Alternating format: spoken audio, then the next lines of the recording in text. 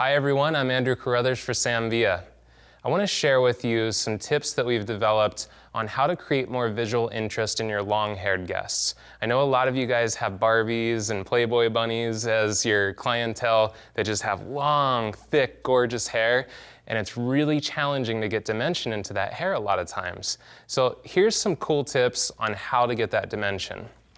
One of the things that I know I got scared of, especially after the late 90s and early 2000s, was creating too much short stuff on the upper surface of the head. Guess what? Prediction for 2014 from us, I think we're gonna start seeing this stuff fluff up again. So what I'm gonna show you is how to control that, how to actually add that into the haircut and control it in a way that doesn't feel 90s, but gives you fresh dimension to your long hair. What I'm going to do is I'm going to take some vertical pie-shaped sections on this upper surface. And as I do this, what I'm going to do is I'm going to make sure that whatever is left out has a strong enough baseline for me that, let's say, just for giggles, I shaved this whole thing out.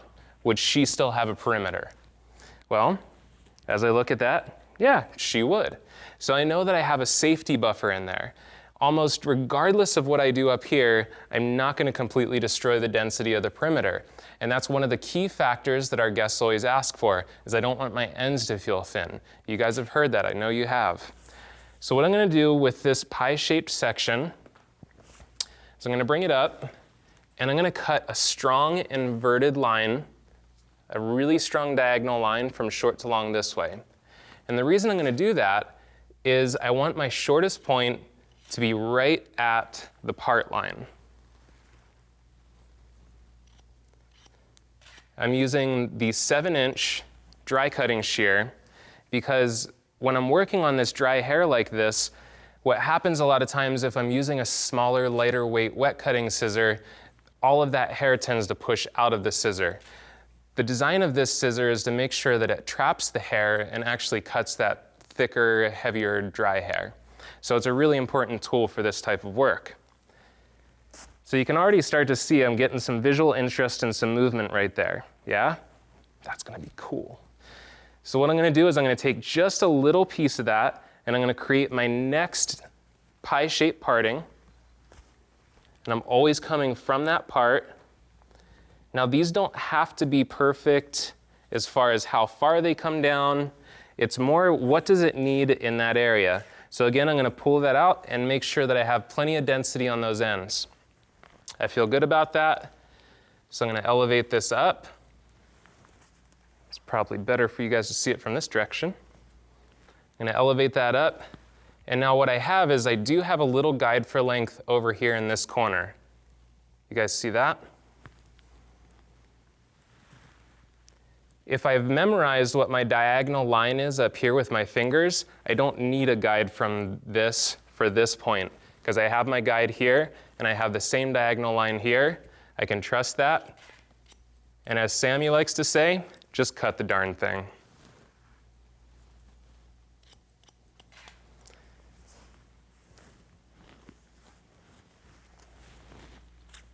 So you can start to see I'm getting a lot more visual texture, aren't I?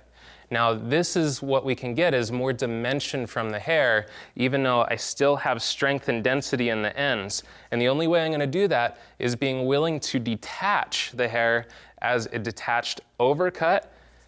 We've done plenty of detached undercuts. Now we're getting into detached overcuts. So let me show you one more section here. As I come into the back, what I wanna do is I don't want one down the center and then two beside it. I think that looks too trite, so I'm gonna keep them a little offset.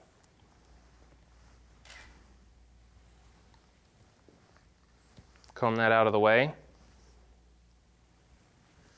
Come down into that point, and I can come a little bit lower since I'm in the back of the head. I've got more room to play. I'm gonna lift that up one more time, make sure I have the density I need here. I feel good with it. Pick up a little piece from my previously cut section there at the part line. Get that same diagonal line with my fingers and cut.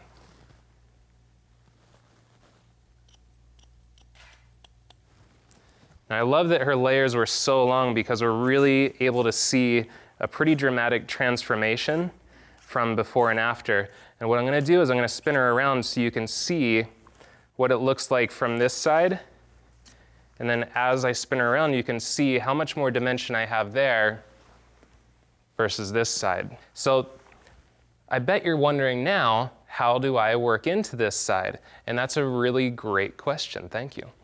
So what we're going to do is we're going to do the exact same thing with a little bit of a mindset shift.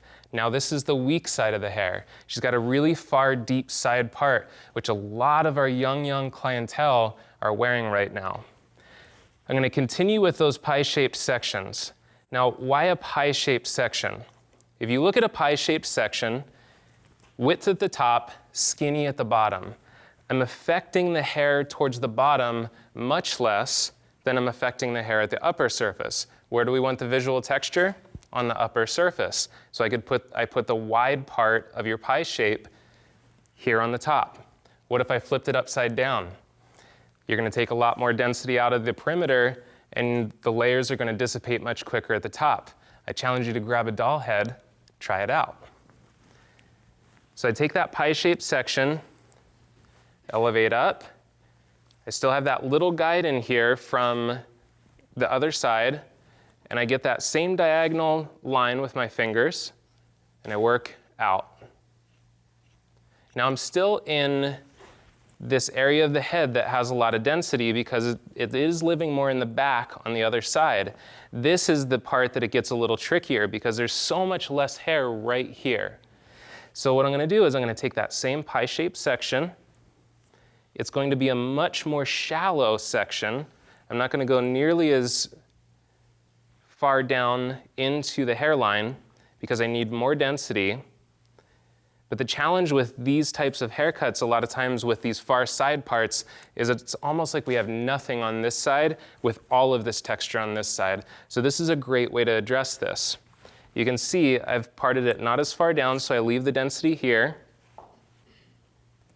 I'm again going to bring up that diagonal that I've traveled all the way through the haircut, straight up to the ceiling, get my diagonal. What I'm going to do is I'm actually going to twist my fingers just slightly more, so I leave just a hair more density on this outside. You can see I'm almost vertical, and then I'm going to cut that away.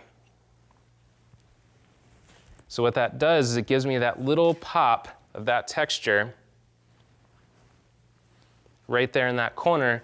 So on the front, it doesn't look so unbalanced. It doesn't look like, hey, I've got lots of cool texture over here, but then it's naked on this side. I still have this pop of texture to show up on that shallow side. So again, guys, work with these pie-shaped sections, and we really challenge you. Everything we do, get creative. Try it in a different way on a mannequin head at home, and just see what happens. See what result you get. But we're challenging you now to shift our thinking away from the fear of these shorter layers on the upper surface and start bringing back these awesome textures.